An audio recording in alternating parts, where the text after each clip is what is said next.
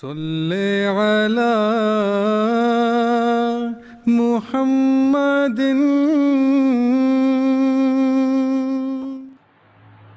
Saudara-saudaraku kaum muslimin, Assalamualaikum warahmatullahi wabarakatuh. Allah Subhanahu wa taala berfirman di dalam Al-Qur'an surah Az-Zukhruf ayat 61. A'udzubillahi minasyaitonirrajim. Wa innahu la'ilmul lis-sa'ati fala tamtarunna biha wattabi'uni hadza siratum mustaqim, yang artinya adalah tetapi sesungguhnya ia. Kata iahu ini ada yang menerjemahkan Al-Quran, ada yang mengartikan sebagai Nabi Isa. Jadi sesungguhnya ia memberi ilmu tentang sa'ah, maka janganlah ragu-ragu tentang itu, melainkan ikutilah aku, inilah jalan yang lurus.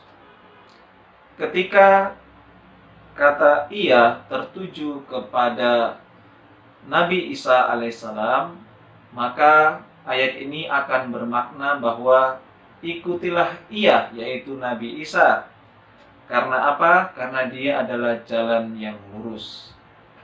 Saudara-saudaraku kaum muslimin yang berbahagia, ada sebagian sahabat-sahabat kita dari kaum Kristen memahami ayat ini sebagai jawaban atas kegelisahan umat Islam. Kegelisahan yang bagaimana? Kegelisahan yang selalu dibacakan, yang selalu dirindukan oleh umat Islam pada saat mereka sholat, pada saat mereka membaca surah Al-Fatihah. Ihdinas siratal mustaqim, siratal ladzina an'amta alaihim. Yaitu kegelisahan ketika umat Islam berdoa kepada Allah supaya mendapat petunjuk, supaya diberi petunjuk. Nah, petunjuk itu menurut sahabat-sahabat kita dari umat Kristen ada dalam diri, ada dalam sosok Nabi Isa atau Yesus. Karena ini tertera di dalam surah Az-Zukhruf ayat 61. Ikutilah aku, kata Yesus, karena aku adalah jalan yang lurus. Bagaimana menjawab argumentasi tersebut? Ada beberapa hal yang harus kita pahami bersama. Yang pertama adalah ketika kita memaklumi, memahami bahwa Nabi Isa sebagai petunjuk jalan yang lurus bagi umat-umatnya, hal itu merupakan satu hal yang benar. Sebagaimana nabi-nabi yang lain pun petunjuk jalan yang lurus bagi umat-umatnya. Nah, Nabi Isa merupakan petunjuk dan jalan yang lurus bagi umat Bani Israel. Ini kita bisa temukan di berbagai nas-nas dalam Alkitab. Di antaranya misalkan di dalam kitab Matius pasal 15 ayat 24. Jawab Yesus, "Aku diutus hanya kepada domba-domba yang hilang dari umat Israel." Dalam kitab Matius pasal 1 ayat 21, di sana dikatakan bahwa karena dialah yang akan menyelamatkan umatnya dari dosa mereka. Jadi Yesus itu akan menyelamatkan umatnya dari dosa mereka. Siapa umatnya? Apakah umat seluruh manusia? Kita bisa lihat di dalam kitab Lukas pasal 1 ayat 31 sampai 33. Di sana dikatakan bahwa Yesus akan menjadi raja atas kaum keturunan Yakub. Jadi sekali lagi Yesus itu petunjuk jalan yang lurus bagi umatnya, yaitu umat Bani Israel. Namun kalau ayat Al-Quran tadi dimaknai bahwa hanya Yesus saja merupakan jalan yang lurus yang diterangkan di dalam Al-Quran, pemahaman seperti ini tidaklah benar. Karena apa? Karena di dalam Al-Quran kita akan sering jumpai beragam ayat-ayat yang menunjukkan bahwa ada orang-orang suci yang lain yang memberi jalan kepada jalan yang lurus. Misalkan, contohnya adalah Nabi Ibrahim alaihissalam. Kita bisa lihat dalam surat Maryam ayat 43. Allah Subhanahu wa taala berfirman, A'udzu billahi minasyaitonir rajim.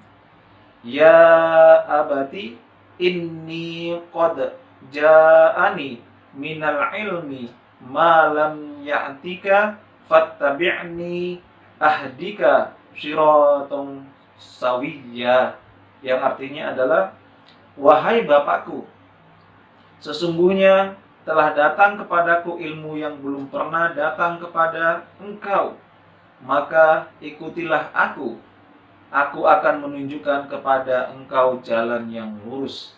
Jadi jelas sekali Nabi Ibrahim pun merupakan petunjuk jalan yang lurus.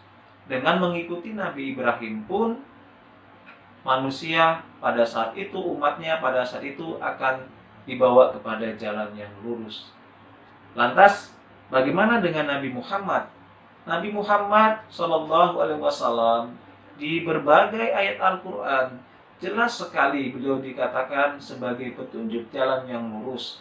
Saya akan berikan satu contoh di dalam surah Asy-Syura ayat 53, ayat 52, di mana Allah Subhanahu wa taala berfirman, A'udzu billahi minasyaitonir rajim.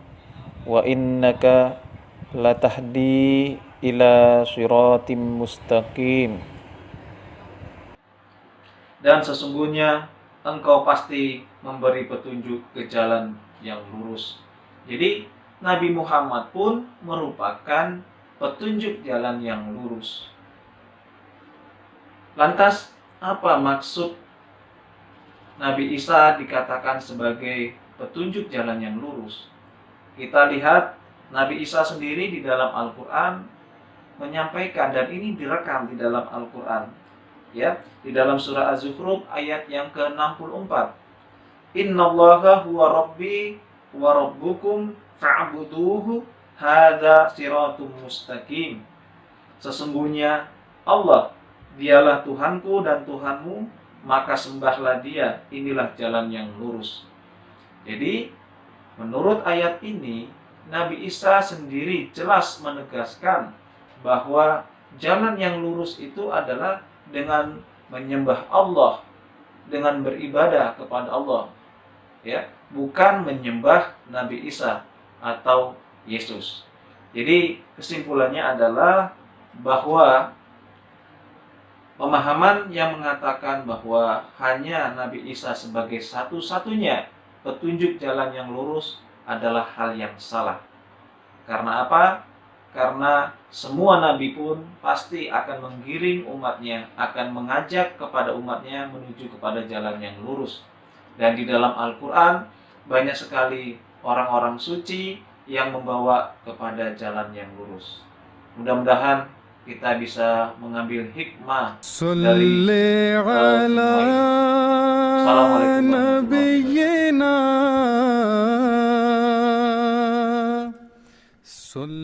wabarakatuh.